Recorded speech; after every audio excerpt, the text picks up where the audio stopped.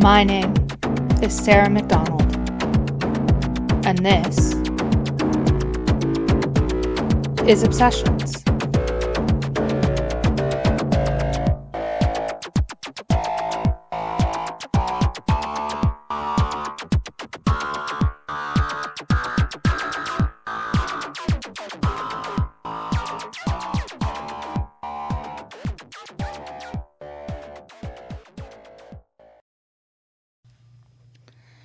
Trigger warning for content that mentions the following topics: genocide, sexual assault of a minor, brief discussions of mental illness and institutionalization, missing persons, murder. In about 1852, the United States inquired about buying the tribal lands for the arriving people of the United States, and Chief Seattle wrote a marvelous letter in reply. His letter expresses the moral, really, of our whole discussion. The president in Washington sends word that he wishes to buy our land. But how can you buy or sell the sky, the land? This idea is strange to us. If we do not own the freshness of the air and the sparkle of the water, how can you buy them? When the last red man has vanished with his wilderness and his memory is only the shadow of a cloud moving across the prairie, will these shores and forests still be here? Will there be any of the spirit of my people left? The Power of Myth, Joseph Campbell and Bill Moyers, quoting Chief Seattle, 1780 to 1866. An Indian dying is like a balsam fir getting chopped down. Trees for miles and miles feel the pain under the soil. They send their reserve nutrients through the root network to the stump, which closes over the bark like a scab. Eventually, the stump turns into a nursery, a home for new growth, for something else to take shape. This isn't the same as healing or being reborn, but it's the closest we'll ever get.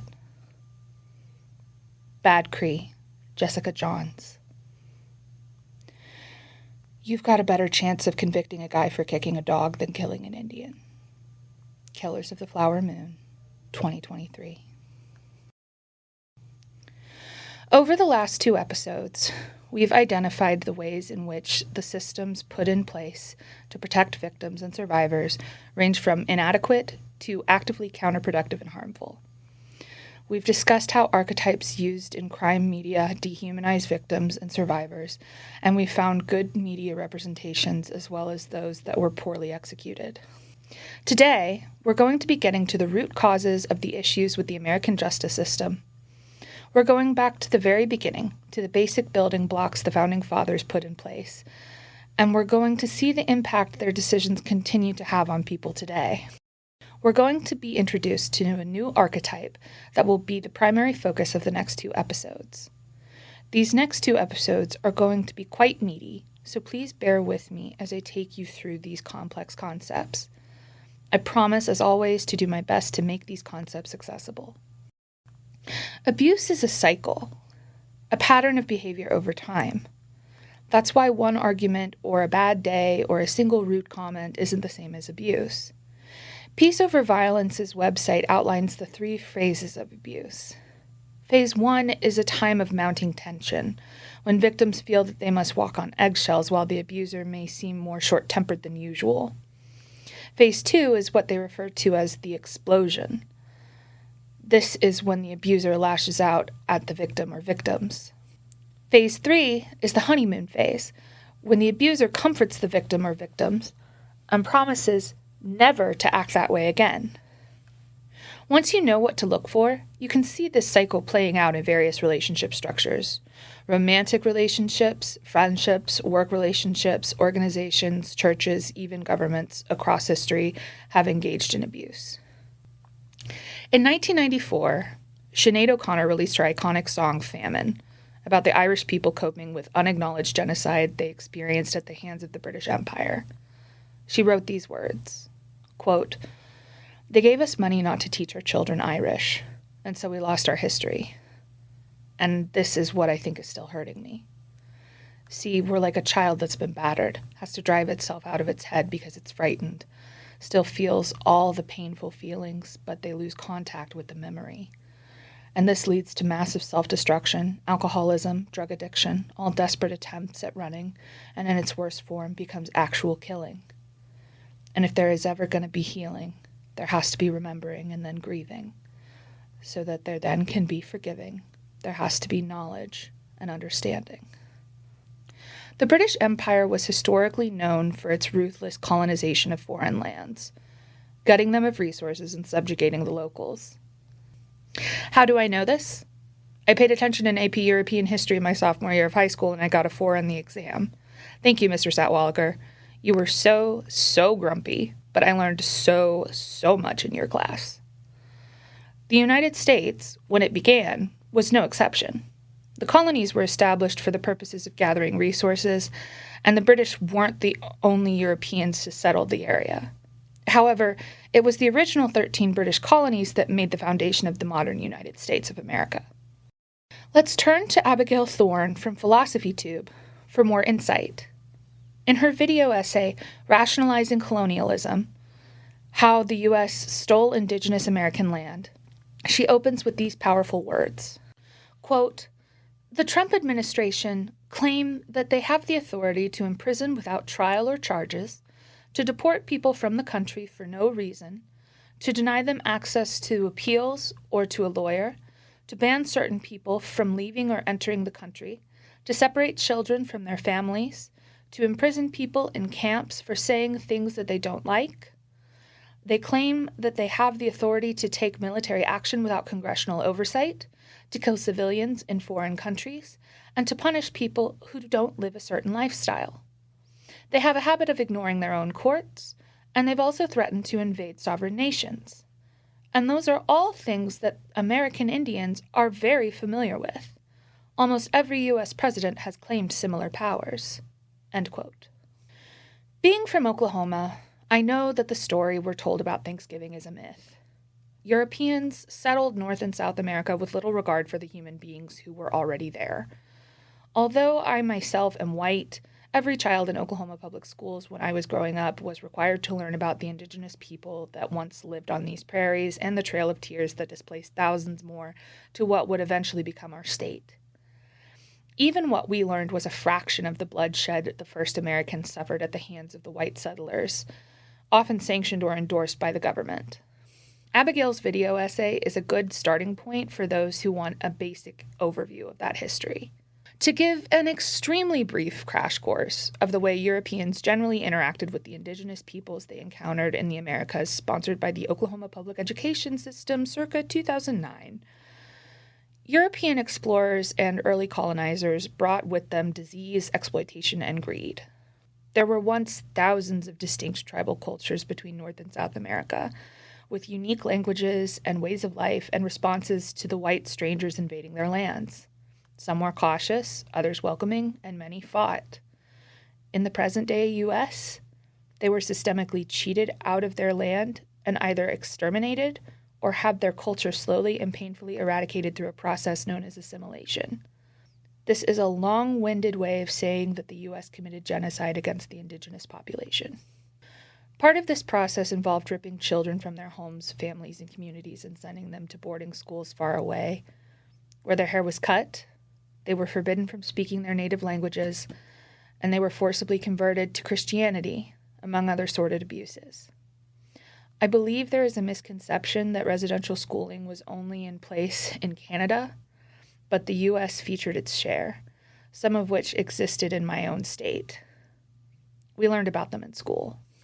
In the majority of cases, we will never know the true extent of what these children suffered, because records have been conveniently lost or otherwise doctored.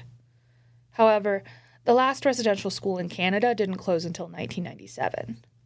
There are survivors out there, hauntingly young ones. This history, this oppression the Indigenous population faces in North America is an ongoing struggle. This is not something that has a beginning and end date. There has been no end for the Indigenous people of the United States. Another pivotal aspect of the genocide against the Indigenous Americans was the Trail of Tears. 5 Indigenous tribes, known as the 5 civilized tribes, the Cherokee, Choctaw, Chickasaw, Muskogee, and Seminole, were rounded up and forcibly taken from their homes. They were made to march from the southeastern United States to land on the other side of the Mississippi River, marked Indian Territory, my modern-day home state of Oklahoma. Thousands died on this cruel and treacherous journey. Those who survived were undoubtedly never the same. I'd like to say I did an extreme deep dive into the history of our country to tell you this information and list books or scholarly articles on the topic that I've read. While it's true I did research on the crimes and systems in place I'll discuss later on, this historical context is simply information I've learned by paying attention in my history classes at school, learning from Indigenous communities around me in Oklahoma, and watching the news over the years. I'm very sorry to say that I'm no expert, and you don't have to be, to observe the inhumanity of the way Indigenous Americans have been treated. The generational trauma wrought by this genocide has left a cycle of abuse, violence, and suffering in its wake for Indigenous communities across the nation. The National Indigenous Women's Resource Center has compiled the following statistics on violence against Indigenous women in the U.S. Quote, murder is the 3rd leading cause of death for American Indian and Alaskan Native women and girls, according to the Centers for Disease Control. American Indian and Alaskan Native women experience a murder rate 10 times higher than the national average. More than 4 in 5 American Indian and Alaskan Native women, which is 84.3%, have experienced violence in their lifetime. 56.1% have experienced sexual violence, 55.5% have experienced physical violence by an intimate partner, and 48.8% have experienced stalking, according to the National Institute of Justice. 64% of trafficking survivors in Hawaii identified as being part Native Hawaiian, according to Hawaii State Commission on the Status of Women Reporting. According to the NIWRC, quote, May 5th is now recognized as the National Day of Awareness for Missing and Murdered Indigenous Women and Relatives, honoring Hannah Harris, a 21-year-old Northern Cheyenne woman who went missing and was later found murdered in 2013.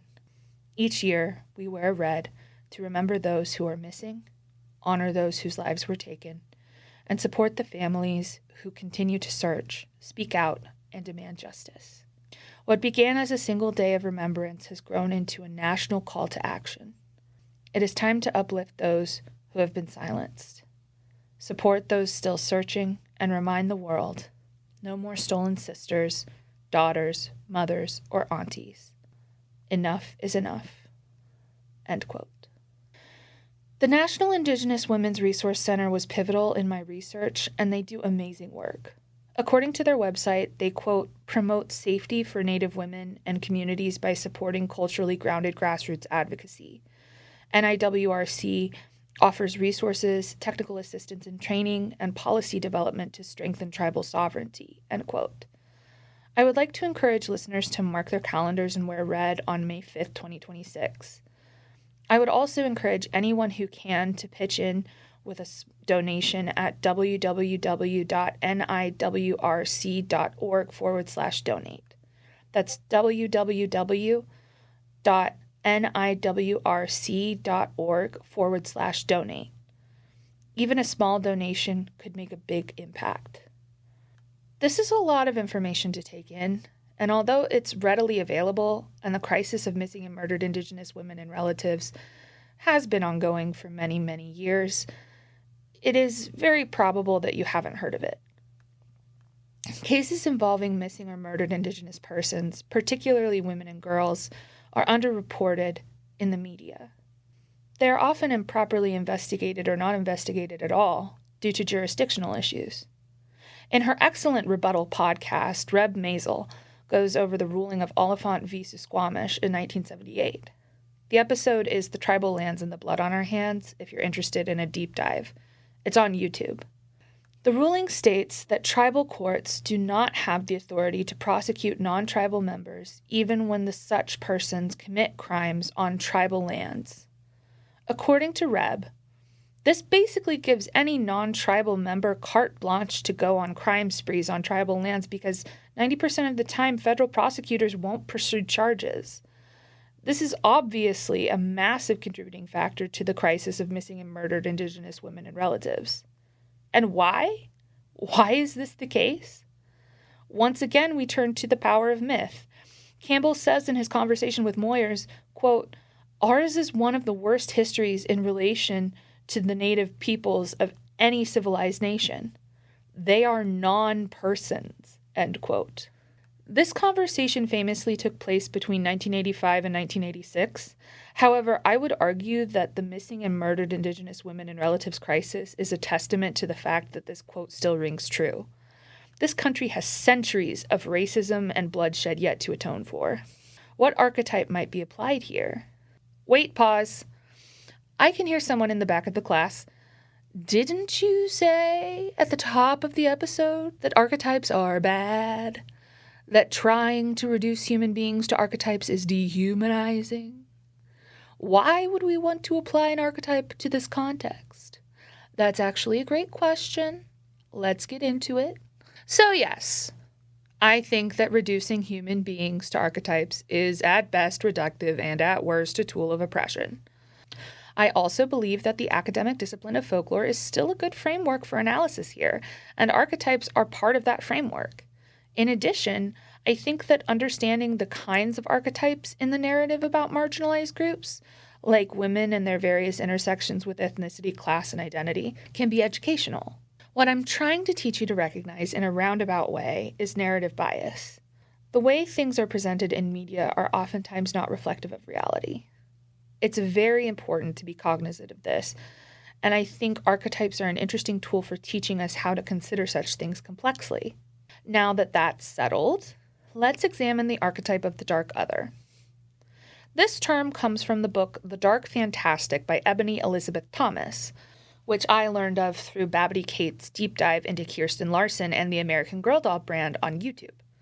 Kate, if you ever want to play dolls, hit me up. In her musings on monster theory and the darkness in the fantastic, Thomas writes what she refers to as a, quote, call and response to Cohen's 7 Theses of Monster Culture, end quote. Here is the point I believe is relevant to this discussion. Quote, 4. The monster dwells at the gates of difference. The monster is difference made flesh, come to dwell among us. In its function as the dialectical other, the monster is an incorporation of the outside, the beyond, of all those loci that are rhetorically placed as distant and distinct, but originate within. Although this thesis provides insight into the construction of the monster through identity difference, again, the monster is only different from the perspective of those who have labeled the monster as monstrous. End quote. The first bit of that quote is directly from Cohen's 7 Theses, and Thomas's critique of it makes me think of Frankenstein's monster, this horrific creature that Frankenstein created only to abandon out of fear and revulsion. The monster's instinct was never to behave monstrously, but because of his differences, being that he was a strange, undead creature, he was met with cruelty wherever he went. But he was literally constructed. He didn't ask to be created, let alone created in that specific way. But difference is relative, as Thomas reminds us. As they say, what's normal for the spider is chaos for the fly. Predicating monstrosity on differences feels disingenuous when both parties are different but only one receives the label. This is a situation where it's important to ask who is telling the stories. When we talk about something like narrative bias in history, we should always ask ourselves who is telling the story, whether that story is truthful, and whether the voices telling the stories might benefit from their story not being truthful in some way. I realize these are rather oversimplified concepts for analyzing storytelling, but for the moment, let's add them to our toolkit. Thomas goes on to write, quote, "The default position is to allow those who are used to seeing themselves as heroic and desired the power and privilege of naming, defining, and delimiting the entire world and everything that is in it. We never notice that monsters, fantastic beasts, and various dark others are silenced because we have never been taught the language that they speak. Critical race counter-storytelling provides both translation and amplification for these subsumed narratives." Now, what exactly is critical race counter-storytelling?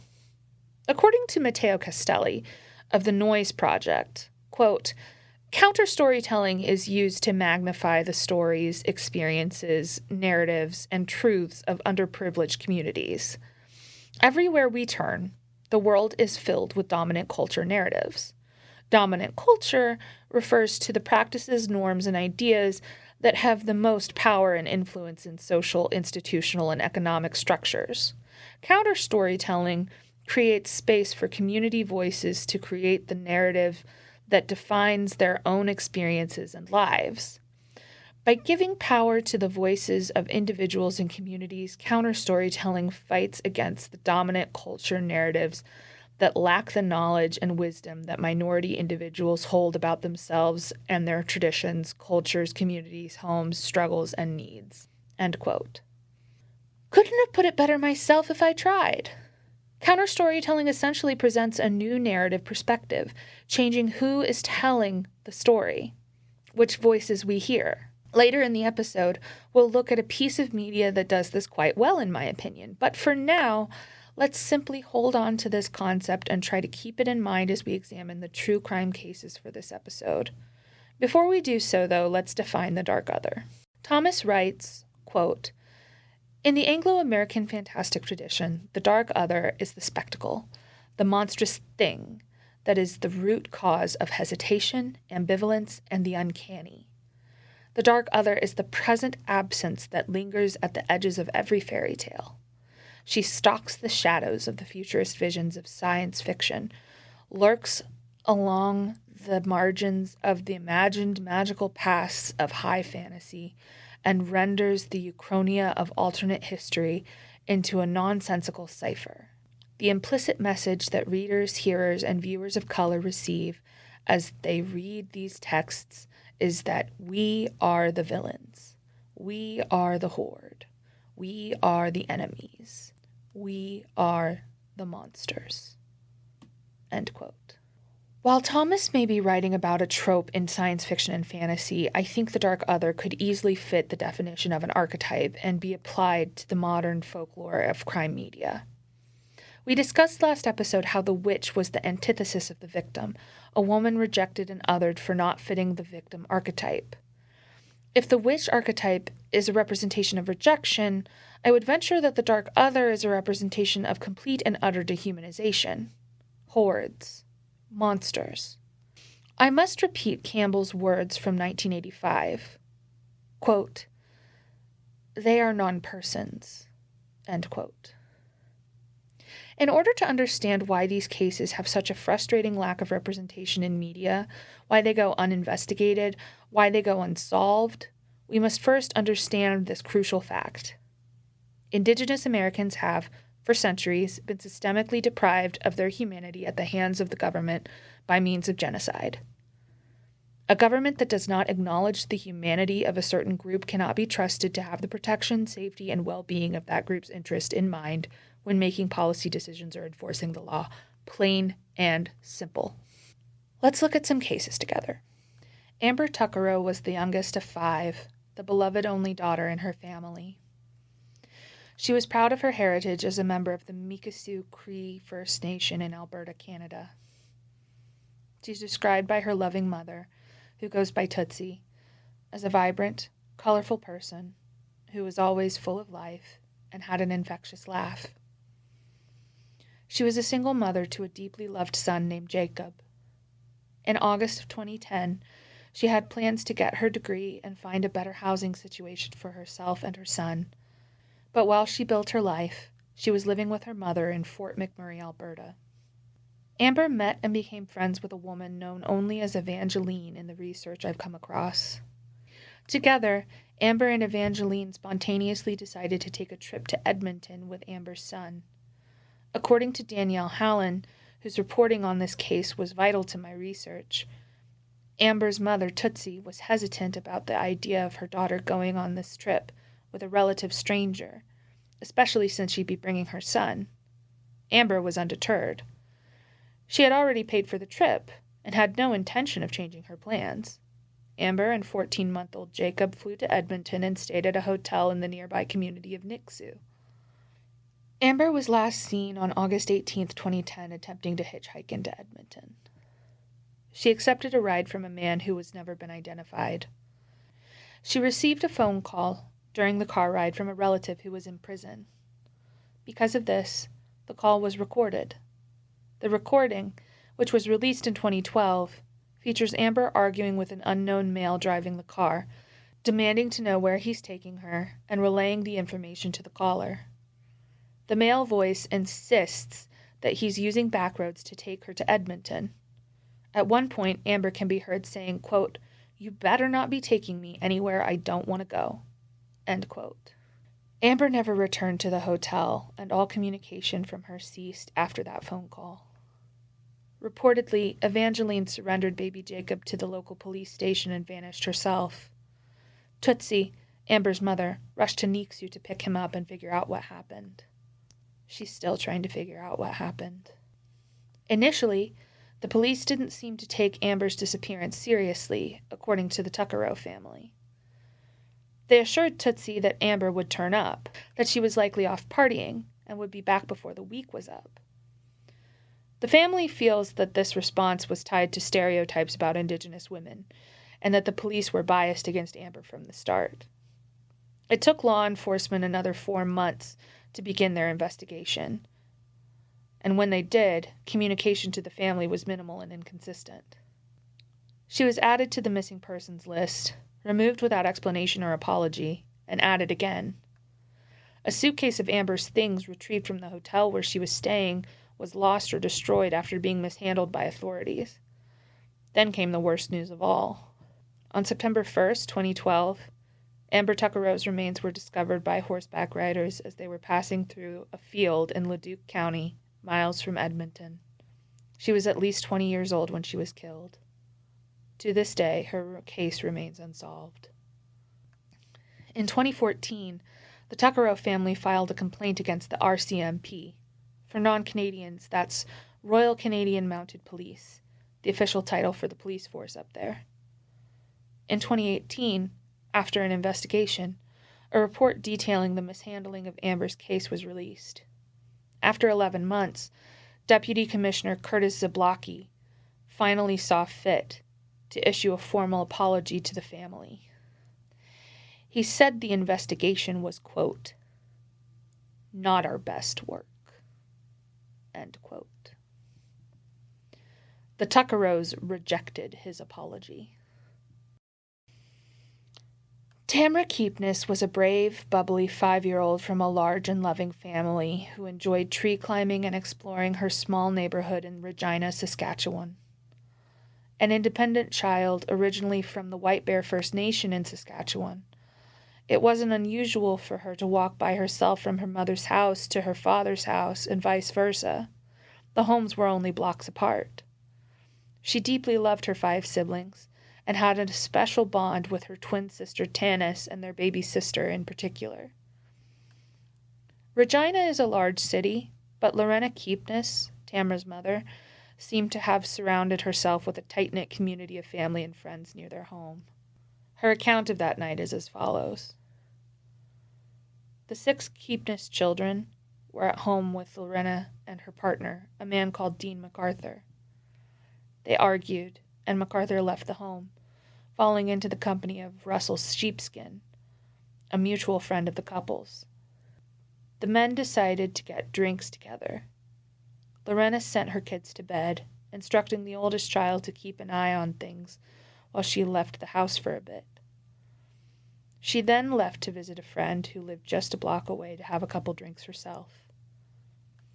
I want to pause here because I've seen a lot of criticism of the choices that were made by Lorena Keepness on the night of July 5th, 2004. Firstly, I want to make it clear that any disrespectful comments toward anyone mentioned in any of my episodes, especially family members of victims or survivors, will be personally reviewed and deleted by me, and you will be blocked from my social media accounts for leaving such comments. It's 2004. You live in a neighborhood where you feel relatively safe. Your kids freely travel to and from friends and relatives' homes in the area on a daily basis with no issues. Your oldest child is 11, the same age I was when I started babysitting for money in 2005. You've had a long day and you just argued with your partner. Your kids are going to be asleep and you'll only be around the corner. You need a minute to vent to another grown-up about the situation and you'll be back before most of the kids even notice you're gone. This is not the time to make a mom feel bad about the choices she made over 20 years ago. This is the time to remember what we learned about victim blaming in the previous episodes and listen with empathy.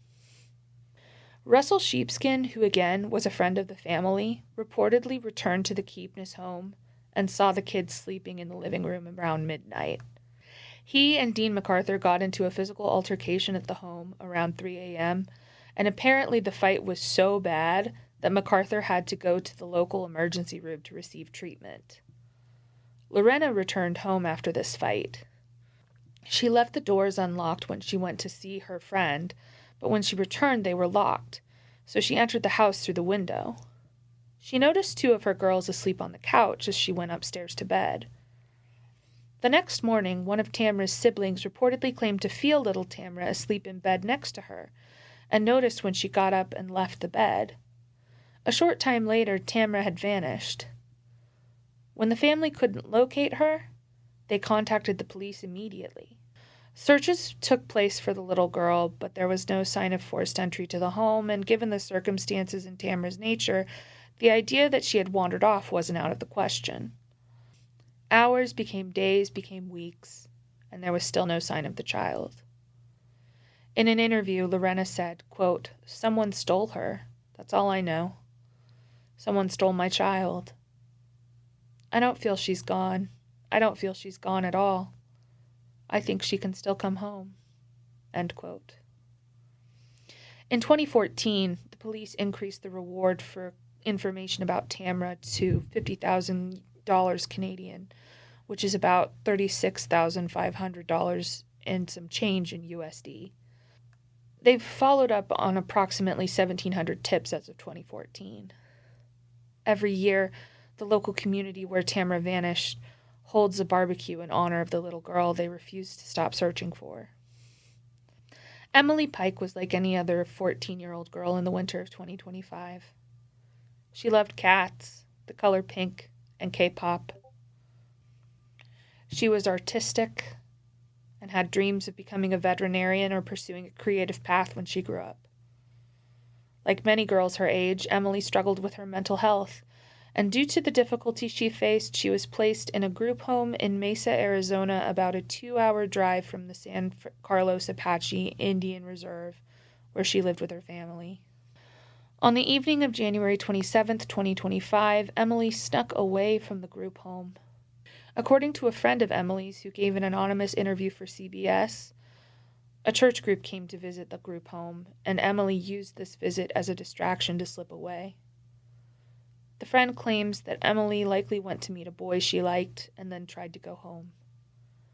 This wasn't the first time Emily had run away from the group home. In fact, she wasn't the first girl to run away from the group home. According to Kendall Ray's video covering the immediate aftermath of the case, the local police responded to 42 calls regarding missing residents between 2023 and 2025. Emily herself had run away 4 times previously. When she disappeared this time, nobody seemed particularly worried. Her mother, Steph, wasn't informed of Emily's disappearance for a full week. Due to her history of running away, it seems that Emily's case wasn't immediately investigated. Why did Emily run away? Why was she removed from her home in the first place? According to Utah News Dispatch, Emily's story really begins in 2023, when she was sexually assaulted. Emily bravely came forward about the assault, and in 2023, someone in her family called 911 to report it. The tribe's Fish and Game Department handled the call, rather than the local police. When asked for comment, Police Chief Elliot Sneezy claimed officers were, quote, busy that day. I would like to know what they were busy doing, because obviously it wasn't solving or preventing crimes. Says Utah News Dispatch, quote, the family member who Emily accused of assaulting her was arrested, but was soon released without being charged. Emily, meanwhile, was taken into the custody of San Carlos Apache Social Services for her own safety and sent to the Mesa Group Home, end quote. So, an organization that had no authority or training to do an investigation handled Emily's sexual assault case initially and made a determination that Emily needed to be removed from her home for her safety. Child Protective Services was not part of this initial process. A government office that deals with animals stepped in and ripped Emily from her home. By the way, the reason the state didn't pursue charges against Emily's abuser was insufficient evidence, which makes sense, given the fact that the body charged with investigating her case had no authority or training to do so. Those familiar with the true crime space will know there is a process that must be adhered to when investigating such cases. One of the most traumatizing is a rape kit, an examination conducted by a medical examiner to assess the aftermath of a sexual assault. This is one of the only 2 crimes where your body is the crime scene. I sincerely doubt this exam was even conducted. Emily was separated from her family for over a year, first in the group home, then in a mental health facility, then back in the group home due to the trauma of this incident. The person who abused her was allowed to walk free, but she was imprisoned and ripped from her family at a time when she needed their support most. I can't imagine what something like that would do to a child who has already been through trauma. Emily wasn't running away out of defiance or a desire to act out. She was a scared little girl who was being punished for something that wasn't her fault. She was homesick. She needed her family's support.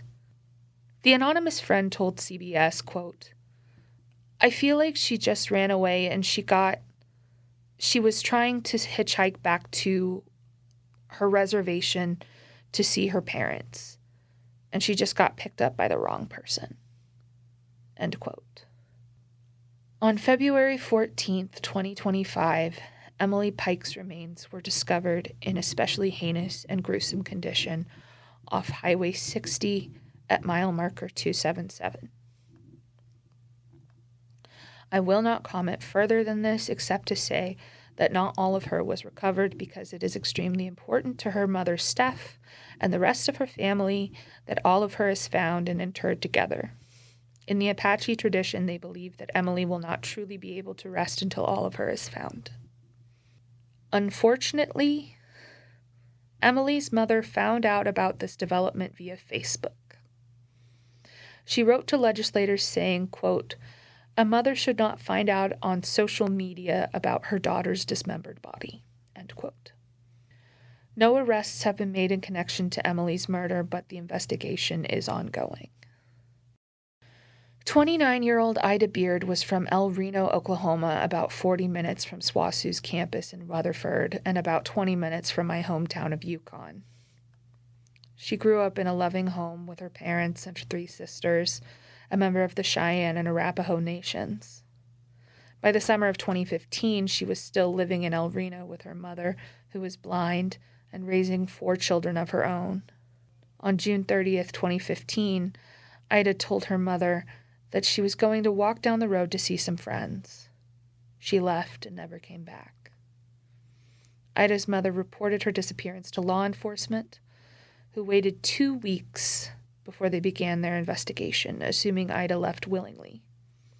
According to Red Road Echoes, a YouTube channel that exclusively covers MMIWR cases made by a member of the Cheyenne and Arapaho Nations herself, she says of the police response, quote, "Let's face it, unfortunately when it comes to missing Indigenous people, law enforcement's initial assumption is generally, oh, they just took off," end quote.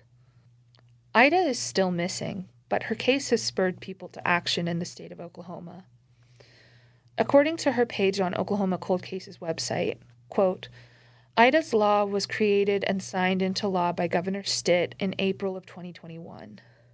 This law is intended to create a local office of liaison for missing and murdered Indigenous peoples," end quote. Something similar was done in Emily's case. A turquoise alert was created in 2025, essentially an alert system for missing individuals under 65 with an emphasis on the Indigenous community. The alert is also known as Emily's Law. Between my reading of The Dark Fantastic by Ebony Elizabeth Thomas and watching Babity Kate's video, I've come to learn to recognize the dark other by the following criteria. 1. There must be spectacle, especially a visual difference, of the dark other. 2. There must be hesitation surrounding the dark other and interaction with her. 3. There must be violence enacted or associated with the dark other. Says Thomas, quote, "She must be contained, subjugated, and ultimately destroyed," end quote. 4. She goes on to haunt the narrative. As far as spectacle, there's the obvious. Indigenous Americans make up approximately 2 to 3% of the population. Their cultures are slowly and systemically being killed off, and their languages are dying. That is not to say that all hope is lost. Active efforts are being made every day by these communities to preserve their cultures, languages, and heritages to be passed down for future generations. 2 to 3% of the population is about as common as red hair. People also seem to consistently forget that many Latin Americans have Indigenous heritage. For some in the U.S., the border crossed them. For others, like immigrants, their tribes were native to land in Central America or South America and were colonized by Spain and Portugal rather than Britain. Still, this is all just to say, being 2 to 3% of the population collectively without even continuing to divide people based on tribal and cultural distinctions is the first thing that comes to my mind in terms of a distinction between Indigenous Americans and white people other than skin color. I say this because, with such a small population, the likelihood of the average American being exposed to an authentic representation of Indigenous culture isn't non-existent, but it isn't particularly robust either. All anyone seems to have to go on is stereotypes. That's certainly what it seems like police have to go on, when they're available to respond in the first place. This creates spectacle, in my opinion, around the concept of openly practicing Indigenous culture in the first place. Even as a white child growing up in Indian country and learning the historical context I did in school, I wasn't much exposed to authentic modern representations of Indigenous American culture near me as a child. I don't want to say that access to such things didn't exist. We certainly visited museums, and as I got older, I read books, including some works by authors like Joy Harjo and Sherman Alexie. I say that as someone who had access to more resources than most because of my geographical location and my socioeconomic status. I imagine for many people, their only context for what an Indigenous American is like is the Charlie Brown Mayflower Voyage Thanksgiving special from the Peanuts Holiday Collection DVD box set. In terms of hesitation, in every case but Tamara's, there was a delay in the investigation due to assumptions made by law enforcement based on stereotypes about Indigenous women and girls. As for violence, if the history of state-sanctioned abuses the Indigenous population has suffered isn't enough for you, how about the statistics regarding how frequently Indigenous people are subjected to forms of violence today? How about the 4 examples out of hundreds of missing and murdered Indigenous women and relatives I just read for you? Okay, so we're on the same page about that. Moving on. How do I articulate what it means to haunt the narrative? When a character, or in this case an archetype, haunts a narrative, she is there and she is yet not there. Gone and yet not gone, she is unresolved. In a fictional story, we might think of the literal ghost of Hamlet's father in Hamlet, Jane Fairfax in Emma, Bella's weird hallucination of Edward Cullen in New Moon, or Alison de Laurentiis in Pretty Little Liars. Haunting a narrative essentially means that the character or archetype has influence over the narrative despite their absence or even because of it. This is a particularly dicey aspect of the archetype that makes applying such things to real people feel particularly gross. I won't be applying it to the true crime cases I just covered for that reason, but I will be applying it to the fictional narratives we examine in the next section, and I want to include it here because I must point out that Indigenous Americans haunt the narrative of American history more than any other group, with the possible exception of Black Americans. Even then, we are at least aware of some of the history related to the exploitation and abuse of Black Americans in American history. Teaching Indigenous American history in the U.S. is a sporadic, inconsistent practice. The result is a public that largely doesn't know much about Indigenous Americans beyond what they're taught about the Thanksgiving myth. One tool that abusers use against their victims is isolation. They systemically cut you off from friends and loved ones until they have sole control over you and everything from your finances to your social circle. When we look at something like the genocide of Indigenous Americans, we can see that this process looks very different. It looks like stripping people of their culture, language, and history. It looks like denial, censorship, and perpetuating stereotypes. It looks like depriving these communities of the tools they need to adequately police themselves and creating legal loopholes that give criminals a free-for-all on Indigenous soil. And all of this context contributed directly to the results of these cases. The lack of movement initially, the lack of coverage, all of it. This is why I think it's important to look at archetypes, and why I think it can be dangerous. When it comes to dangerous things, it's best to know everything you can about them, so you know what might be gaining on you, and where to strike when it comes. This week we'll be looking at Killers of the Flower Moon, the hit 2023 film, and Bad Cree by Jessica Johns. Killers of the Flower Moon seems to be Martin Scorsese's answer to The Godfather, and it's bad. This is because Martin Scorsese is a man. Sarah, you can't say things like that. Yes, I can. It's my podcast. Go get your own. Okay, but in all seriousness, let me explain why I think this movie is bad. First of all, Leonardo DiCaprio is in it. Marty seems to have the same weird fixation on him that Tim Burton has on Johnny Depp, and excuse me if I see parallels. Second of all, I couldn't help but get the impression that we're supposed to sympathize with DiCaprio's character, Ernest Burkhart, who gets swept up in his uncle's criminal dealings. Burkhart assists his uncle, King Hale, in systematically murdering members of his wife's Molly's family in order to secure the rights to their land and the oil on it, all under Molly's nose. We watch as Molly grieves, falls into depression, and is actively being poisoned by Burkhart. When Molly refuses to take medicine she's been prescribed for her diabetes because it makes her feel sick, because it's poisoned, Burkhart launches into a tirade, mocking her for relying on tribal remedies and claiming that she needs real medicine. It's implied throughout the film that Burkhart didn't know to what extent he was participating in the attempted murder of his wife, but it's not like the dude tripped and accidentally killed off her entire family either. The idea that he was some hapless oaf might be true for all any of us know. We weren't there, but the whole thing reminded me of The Greatest Showman, another notoriously bad movie that was a box office hit.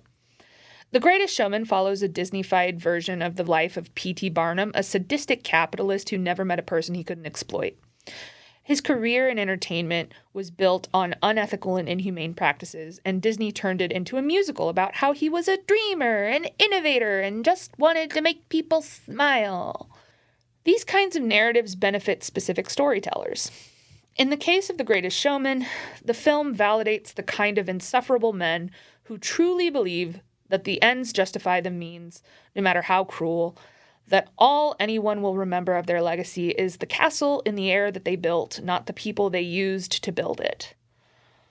In the case of Killers of the Flower Moon, I think the film soothes the anxiety so many white people have about Indigenous issues. Burkhart, like many white people, participates willingly in the exploitation and oppression of the Indigenous people in his community.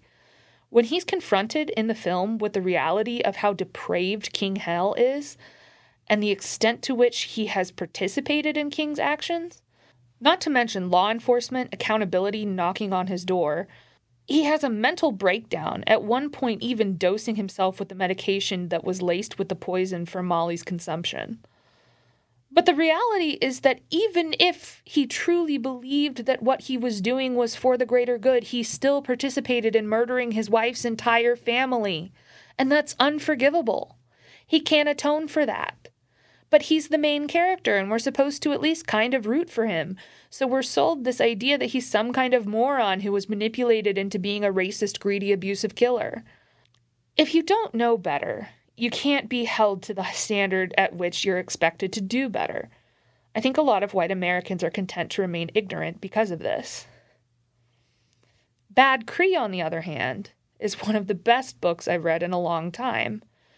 It follows the story of Mackenzie, a woman coping with the tragic loss of her sister and her grieving journey as she processes the emotions she feels. There's magical realism and folklore woven into the plot that makes the book a stunning and unique piece of art.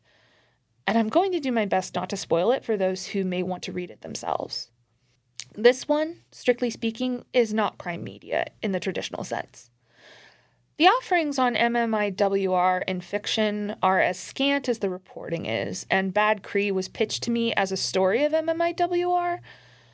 Without getting into the details, it's not as straightforward as a traditional murder mystery or thriller. The book is largely about trauma, grief, and identity in the context of one Cree woman's experience with elements of magical realism. Still, I found it powerful and relevant to the conversation, especially when compared with something like Killers of the Flower Moon, which is essentially a white man's take on the trauma of the Osage community.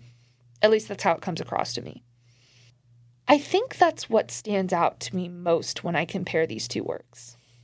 The difference between what happens when you give a white man, like Martin Scorsese or the author of the book, David Grann, a story about the trauma of Indigenous people versus what happens when you let an Indigenous woman take the reins. In one story, we get an extensive scene where a white man mocks Indigenous healing traditions as he is actively using modern medicine to poison her. In the other, Indigenous healing traditions are the only means of survival. Mackenzie begins having bizarre dreams that bleed into reality, revolving around the death of her sister. Over time, it is revealed that she is being pursued by a hungry ghost. She falls into a depression similar to Molly Kyle's, and a friend comes over to take care of her. When Mackenzie confides in them, they have the following conversation. Quote, "Be careful who you tell. My grandma told me once about my uncle who started having visions." Jolie's eyes traced the ceiling, seeing something other than my apartment. "He told the wrong people, got taken away from his family, locked up in a white room." I stare at them. This place wasn't built to believe us, and white people will try to stamp out anything they don't understand. End quote. On the advice of Jolie, Mackenzie returns to the prairies where she grew up, her family, and her community. Her retreat from the modernity of the big city and her job at Whole Foods to the rural town she calls home is symbolic, a displaced child returning to her culture and context for healing and guidance. And Mackenzie has a lot of conflicting, complex emotions about returning home. She's frustrated with her family and deals with guilt and shame because of the way she handled her sister's death. Her other sister, Tracy, has also had difficulty coping, as has her mother, and they both previously struggled with addiction. Addiction is an extremely common problem in the Indigenous communities and outside of them. This is because addiction is a comorbidity of poverty. Like many of the hardships Indigenous people face, it is man-made, preventable, and has frustratingly achievable solutions. Later, Mackenzie says of the trauma that impacts her family and the Cree community where she grew up, quote, "It's the bad that has been passed down and passed down and passed down that weaves itself in the marrow of our bones. A bad inflicted on us, one we have no business carrying, and we're all just coping with it in the ways we know how." End quote. I think these two works as a side-by-side comparison are kind of a microcosm of what I've been trying to get at this episode. It's important to pay attention to who is telling stories about specific people, what motivations these storytellers might have for constructing those narratives in specific ways, what information or context they might be lacking. And in the case of trauma, especially crime, especially systemic abuse, it's important to prioritize the voices of the victims and survivors. What can we learn from all this? I think primarily we can learn how easily something that seems as innocuous and passive as bias creates real, tangible, and often harmful impacts for people, and that as women's identities intersect further with marginalization, this becomes more true. Next week, we'll examine anti-Black racism with my friend Trayvon Caesar of Owl Media, so be sure to come back for more as we continue to explore the dark other archetype. Tamara Jewel Keepness was last seen July 5th, 2004 at 11 p.m. at her home in Regina, Saskatchewan, Canada. She was 5 years old, with brown eyes and black hair, and a member of the White Bear First Nation. She would now be 28 years old. Anyone with information on her disappearance or whereabouts should contact the Regina Police Service at 306-777-6500. That's 306-777-6500. Ida Joanne Beard was last seen June 30th, 2015, leaving her home in El Reno, Oklahoma. She is approximately 5'5" and between 130 and 150 pounds. She is a member of the Cheyenne and Arapaho tribes and would now be 40 years old. Anyone with information regarding her disappearance should contact the Bureau of Indian Affairs Division 2 Eastern Oklahoma Regional Office at 918-781-4650. That's 918-781-4650. The FBI and San Carlos Apache tribe are offering a $200,000 reward for information leading to the apprehension of Emily Pike's killer. Anyone with information should contact the FBI Phoenix Field Office at 1-800-CALL-FBI. That's 1-800-CALL-FBI, or do so online at tips.fbi.gov. That's tips.fbi.gov. It should be noted that Amber Tuckero's case is still also unsolved, though there has been no movement in the case for quite some time. A clip of the recorded phone call she had with a relative just prior to her murder can be found online, having been released by the RCMP in connection with their investigation. If you have any information that could help lead to the arrest of Amber's killer, please contact the Alberta RCMP Major Crimes Unit at 310-7267. That's 310-7267. Or provide anonymous tips via 1-800-222-8477. That's 1-800-222-8477. Danielle Hallen and Kendall Ray's YouTube channels were both excellent resources for this episode, as was Red Road Echoes. These women all gave thorough, detailed reports of the cases they covered, without which this episode would not have been possible. Once again, I'd like to draw your attention to the National Indigenous Women's Resource Center, whose work is vital in spreading awareness about missing and murdered Indigenous women and relatives cases. Their statistics were extremely helpful, and I encourage anyone listening to check them out and do anything you can to support them. Don't forget to wear red on May 5th to honor the women and girls stolen from their Indigenous communities. That's all for now, friends.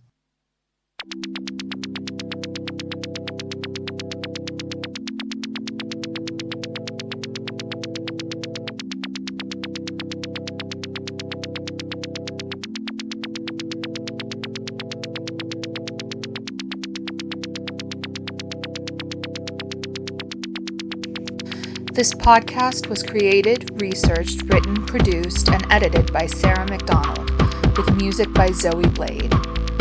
Views expressed on the podcast are my own or those of my guests, and do not necessarily reflect those of Southwestern Oklahoma State University or its faculty. Special thanks to Southwestern Oklahoma State University's Hilltop Theater, Professor Jessica Salmons-Meditz, Professor Stephen Dowdy, Dr. Matthew Dorr, and Jonathan Wynn for their help and mentorship through this project. Infinite hugs to Dylan, Cass, Joe, Shelley, Des, Lex, and Shai for putting up with my crazy writing schedule and my constant requests for feedback. Dedicated with love to Mrs. Rachel Anderson, my 8th grade English teacher, who made